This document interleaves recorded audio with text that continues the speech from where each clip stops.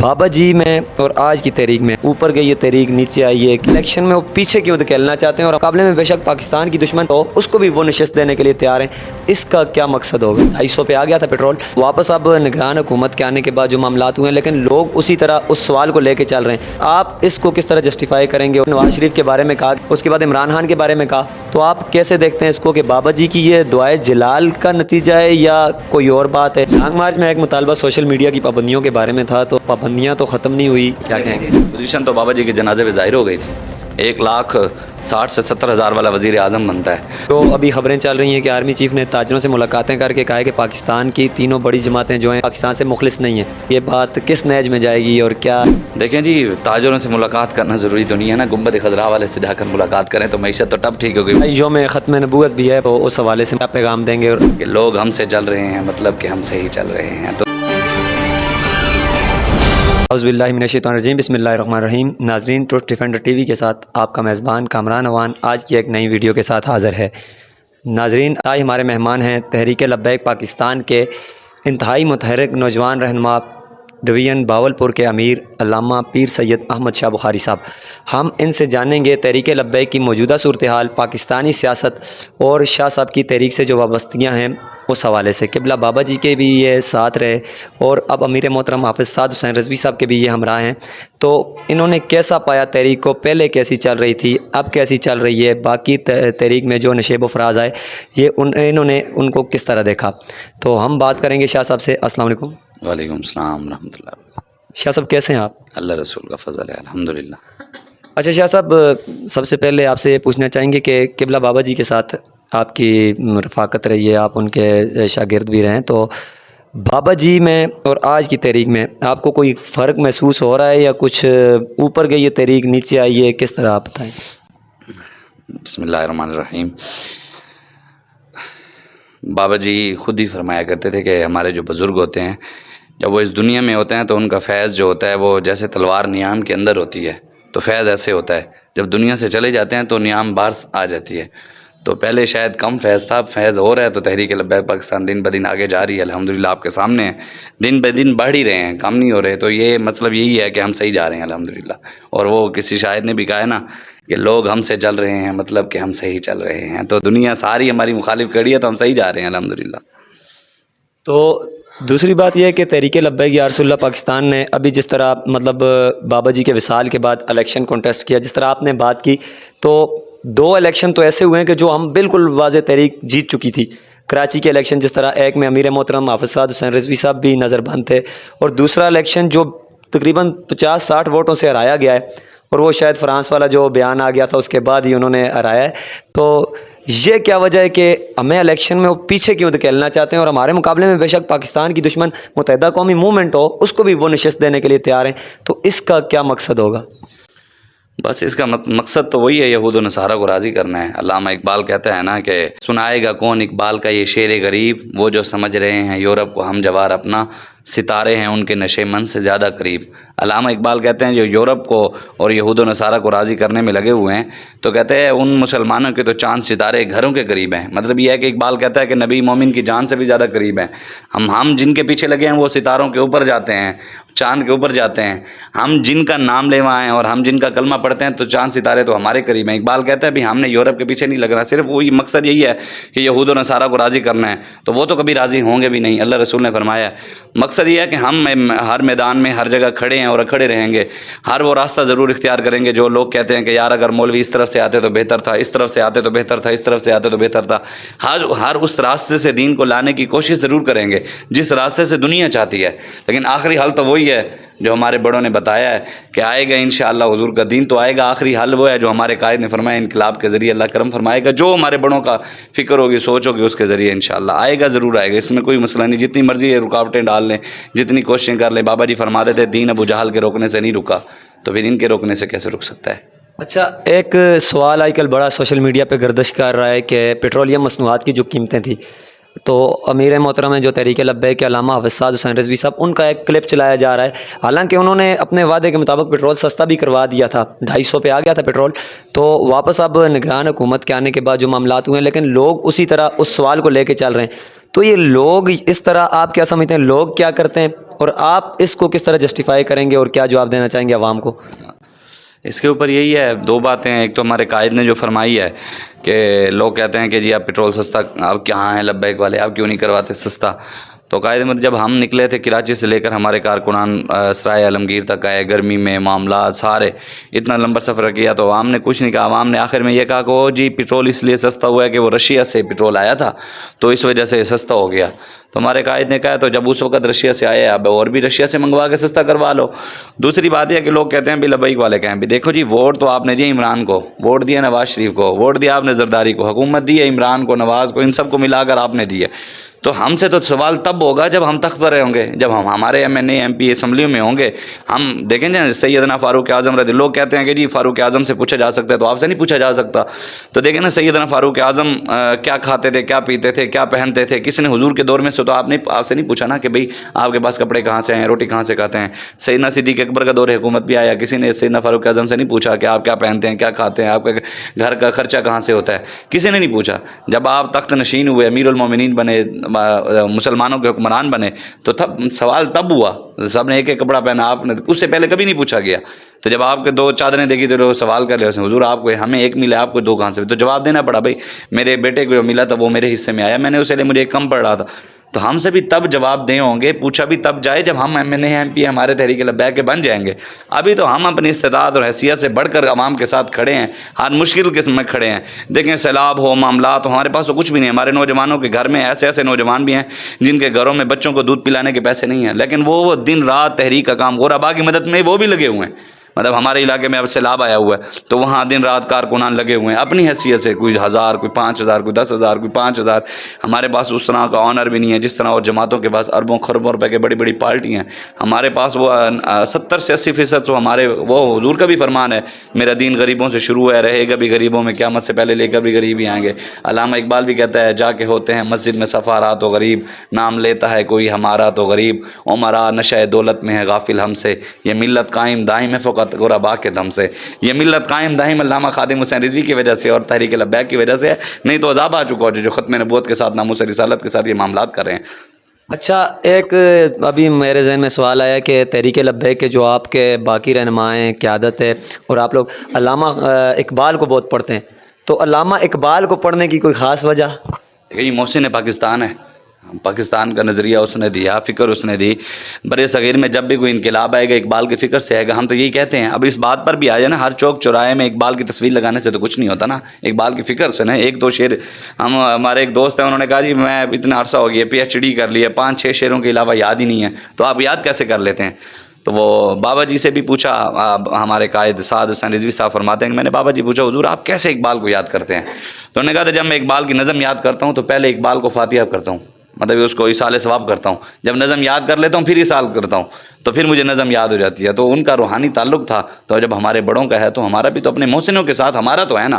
آپ دیکھو نا، جن کا محسن اقبال نہیں ہے، جن کا محسن نیلسن منڈیلا ہے انہوں نے اس کی بات کرنی ہے، جن کا محسن مسٹر چپس ہے انہوں نے اس کی بات کرنی ہے، جن کا محسن جو بائیڈن ہے، بش ہے، جن کا محسن یہ یہود و نصارے انہوں نے ان کی بات کرنی ہے۔ ہمارے محسن اقبال ہے اور قائد اعظم ہے، پیر جماعت علی شاہ ہیں، پیر میر علی شاہ ہیں، جنہوں نے پاکستان بنانے میں علامہ فضل خیر آبادی ہیں، سید کفایت علی کافی ہیں، حسرت علی موہانی ہیں، ہمارے بزرگی ہیں، مولانا احمد اللہ شاہ مدراسی بزرگ نے، ہماری ان کے ساتھ تعلق ہے، ہم بات بھی انہیں کی کریں گے۔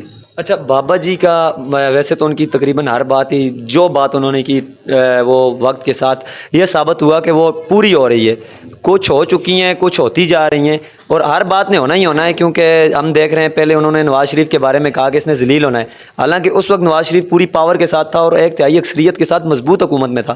اس کے بعد عمران خان کے بارے میں کہا، آج وہ بھی ذلیل ہو چکا، وہ بھی ماضی کا حصہ بن گیا۔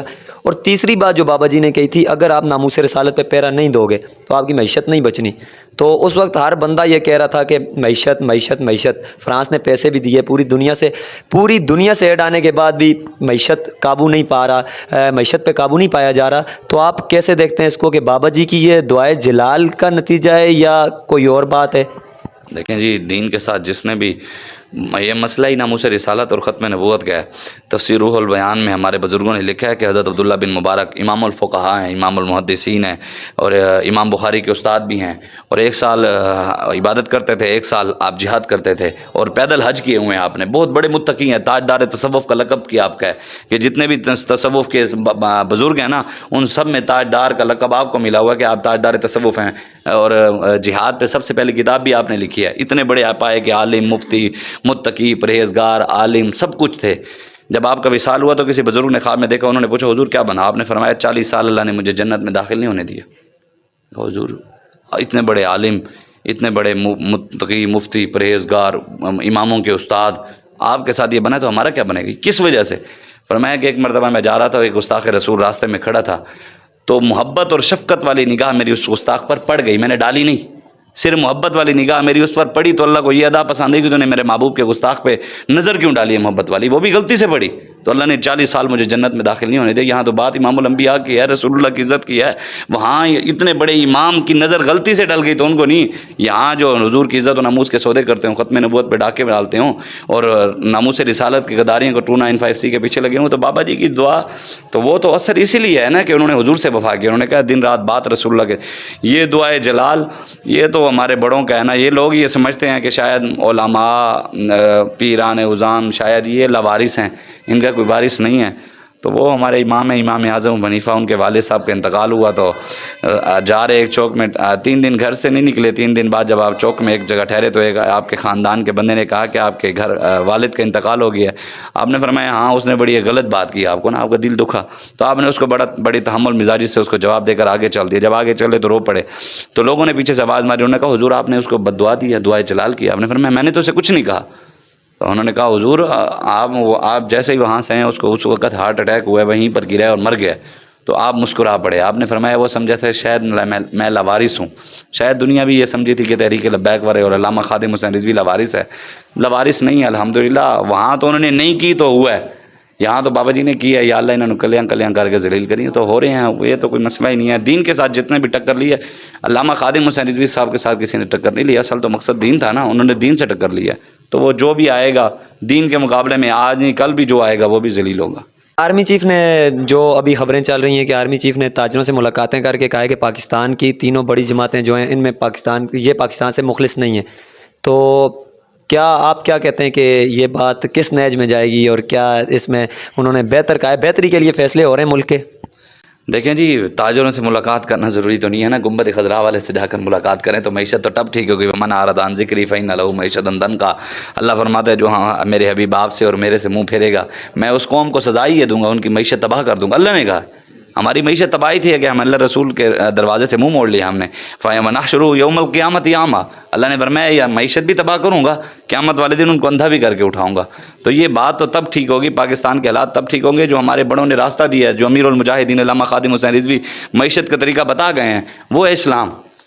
کسی نے یہ نہیں کہا، کبھی ہمارے بڑوں نے نہیں کہا جی ہم نے یوں کیا، ہم نے حضرت سلمان فارسی سے کسی نے پوچھا جی آپ کے ابا جی کا کیا نام ہے، دادا جی کا کیا نام ہے، آپ نے فرمایا سلمان بن اسلام بن اسلام بن اسلام بن اسلام۔ جب تک اسلام کی طرف واپس نہیں آئیں گے کامیابی معیشت ٹھیک نہیں ہوگی، چاہے تاجروں کیا پورے پاکستان کے تاجروں کو اکٹھا کر لیں، امریکہ کو بھی بلا لیں، IMF کو بھی بلا لیں، رشیا کو بھی بلا لیں، چائنا کو بھی بلا لیں، پوری دنیا کو اکٹھا کر کے پیسہ اکٹھا کر لیں، معیشت تب تک ٹھیک نہیں ہوگی جب تک حضور کا دین نہیں آئے گا، سود ختم نہیں ہوگا، یہ تب تک معیشت ٹھیک نہیں ہو سکتی۔ حرام کاریاں ان کی عیاشیاں آپ دیکھیں 17.5 انہی کے وہ سینیٹر نے کہا ہے، اس نے کہا 17.5 17.5 ارب ڈالر خربوں میں بنتے ہیں، 17.5 ارب ڈالر صرف پاکستانی قوم ان عیاشوں کو عیاشی کے لیے ایک سالانہ دیتی ہے۔ عیاشوں کو، یہ جو بیوروکریٹ سارے بدماش عیاش سارے، ان سب کی عیاشی کے لیے قوم 17.5 ارب ڈالر دیتی ہے۔ تو کیونکہ یہ تو کسی کو فکر نہیں، بس وہ لگا ہوا۔ ابھی ایک ویڈیو دیکھ رہے تھے کہ ایک بندے نے جی بوری اٹھا لی ہے دانے کی، تو وہ اس کو مار کے دونوں باپ کو بھی اور بیٹے کو ان کو زخمی میں بیہوش ہو گئی، اتنا مارے، انسانیت ہی نہیں ہے۔ ملک جو لوٹ کر لے گئے ان کو کوئی پکڑنے والے نہیں، جو ایک بوری اٹھا لے غریب، اس کے گھر روٹی نہیں، آخر اس نے کچھ نہ کچھ تو کرنا ہے نا، تو اس کو روٹی کس نے دینی؟ انہوں نے دینی۔ معیشت تب ٹھیک ہوگی جب حضور کا دین آئے گا۔ تو تحریک لبیک یا رسول اللہ، کیونکہ ابھی پاکستان میں الیکشن کا ماحول بھی بن رہا ہے، کروانے کا میں جلدی ہوں گے، امید تو یہی ہے کہ جلدی ہوں گے، لیکن یہ ہے کہ جب بھی الیکشن ہوں گے تحریک لبیک کی آپ کیا پوزیشن دیکھ رہے ہیں، کس تیاری میں آپ؟ پوزیشن تو بابا جی کے جنازے پہ ظاہر ہو گئی تھی 1,60,000 سے 70,000 والا وزیر اعظم بنتا ہے. تو میڈیا کہتا ہے کہ خادم حسین رضوی کے جنازے پہ 2 کروڑ بندہ آیا ہے. ہم تو زیادہ کہتے ہیں, ہم تو کہتے ہیں کروڑوں میں تھے. ہم میڈیا کے کہنے پہ ہی کہہ لیں کہ 2 کروڑ بندہ آیا ہے. تو اور 2 کروڑ بندہ آیا, ان کی بیویاں بھی تھیں, بہنیں بھی تھیں, بیٹیاں بھی ہیں, مائیں بھی ہیں. تو 2 کو اگر ایک ایک بھی ملاؤ تو 4 کروڑ تو ویسے بنتا ہے. تو 2 کروڑ ہم ان کو معاف کرتے ہیں. ہم 2020 میں تھا, 21 میں, تو اب تو ہم اور بڑھ گئے ہیں. تو ہم طاقت میں تو زیادہ ہیں. 1,70,000 والا وزیر اعظم بن سکتا ہے. تو ہمارے تو بابا جی کی جنازے پہ 2 کروڑ تھے. تو یہ تو ہم نے کہا ہے ایجنسیوں کو, اداروں کو, ہماری بات نوٹ کر لیں. اگلے دن نواز شریف جلسہ کیا تو کہتے ہیں, ایجنسیوں والے کہتے ہیں کہ جلسے میں 20,000 لوگ آئے ہیں. ایک پی پی میں جلسہ ہوا, کہتے ہیں 20,000 لوگ ہیں. ایجنسیوں نے رپورٹ دیا. میں نے کہا اس سے زیادہ ہیں, چلو تمہاری مانتے ہیں 20,000, اور 20,000 کی گھر والیاں بھی بیٹھی ہیں. 40,000 ووٹ تم نے ہمیں اگر الگ الیکشن میں نہیں دیا تمہیں لٹائیں گے. اب اگر 2 کروڑ سے 4 کروڑ ووٹ انہوں نے اگر ہمیں نہ دیا نا اگلے الیکشن میں, تو حق لینا تو ہم جانتے ہیں. باقی الیکشن ٹائم پہ ہمارے قائد نے کہا انشاءاللہ ٹائم پہ ہوگا, اللہ خیر فرمائے گا. وہ جو ہماری قیادت فیصلہ کرے گی, ہم اپنی قیادت کے ساتھ ہیں. مطلب اس بار آپ اپنا حق نہیں مارنے دیں گے؟ نہیں جی, دیکھیں جی, انہوں نے رپورٹ دیا ہے, انہوں نے کہا ہے نا 2 کروڑ بندہ, تو کم از کم 2 کروڑ تو ووٹ ہونا چاہیے نا. ان کی رپورٹ ہے نا, آسٹریلین میڈیا آیا ہے, پوری BBC آئی ہے, ان سب نے ملا کے رپورٹ دی ہے.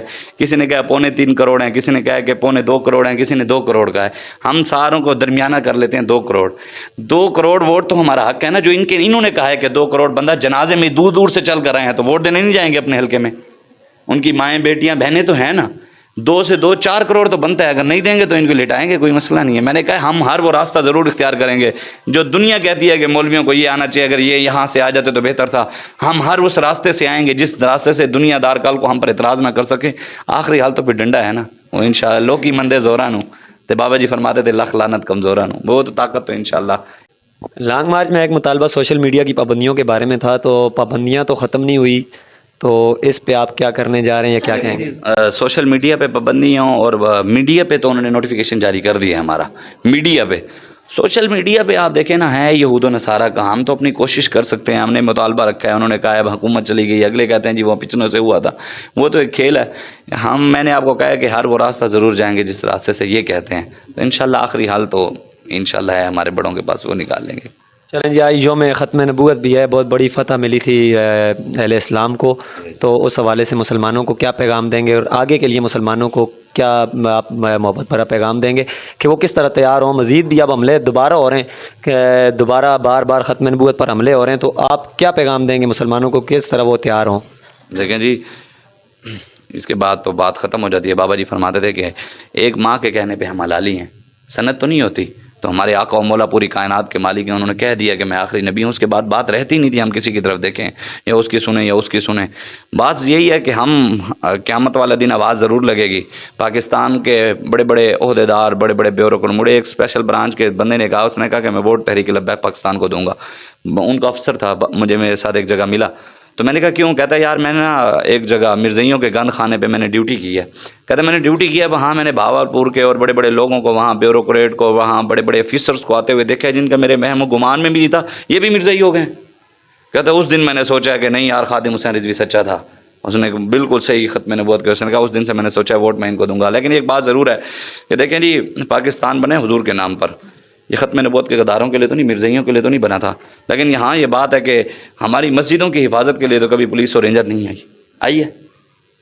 کبھی یہاں جلسہ ہوا ہو کسی اور جماعت کا یا کسی اور نے کیا ہو, یہاں آ کر رینجر اور RP اور DP اور DC کھڑے ہو گئے ہوں کہ یہ ہم نے اس کی حفاظت کرنی, نہیں کی کبھی.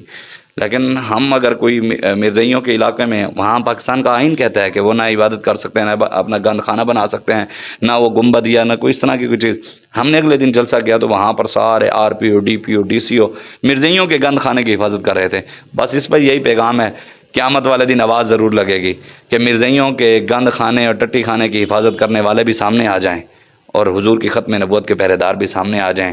تو ہم یہی رب کا شکر ادا کرتے ہیں کہ ہم پہرے داروں میں کھڑے ہوں گے, اور یہ سارے بیوروکریٹ دوسری لائن میں کھڑے ہوں گے. یہی بات ہے, ہم حضور کی عزت و ختم نبوت کے جس مقصد کے لیے بابا جی لگا گئے, انشاءاللہ تا عدم مرگ کھڑے ہیں اسی پر, انشاءاللہ باپ بڑوں کی نگاہ سے کھڑے ہیں انشاءاللہ. اللہ پاک آپ کو سلامت رکھے. ناظرین, آپ نے شاہ صاحب کی گفتگو سنی, ہم ان کے شکر گزار ہیں کہ انہوں نے اپنے قیمتی وقت سے ہمیں وقت دیا. تو ہمارے اس ویڈیو کو دیکھ کر اس کے بارے میں آپ اپنی رائے کمنٹ سیکشن میں ضرور دیجیے گا. اپنے میزبان کامران نوان کو اجازت دیجیے, اگلی نئے ویڈیو کے ساتھ حاضر ہوں گے. اللہ حافظ.